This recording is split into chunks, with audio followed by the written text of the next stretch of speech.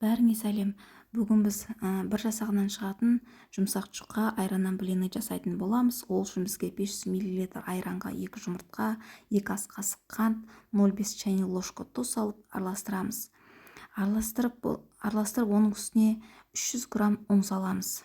Ұн салып жақсылап араластырып аламыз. Мен електен өткіздім, сіздер өткізбей қоюларыңызға болады онда. Осы аралықта қайнап тұрған ыстық суға 1 чайный ложка сода салып, осы араластырған тестаны сол қайнап тұрған ыстық суға саламыз. Салып жақсылап араластырып аламыз, түйіршік қалмау керек. Ең соңында араластырып болғаннан кейін 50 мл су май құямыз. Және менің каналыма подписаться етіп алыңыздар. Алда талай неше түрлі дәмді рецепттермен бөлісетін боламын. Құрам қарапайым.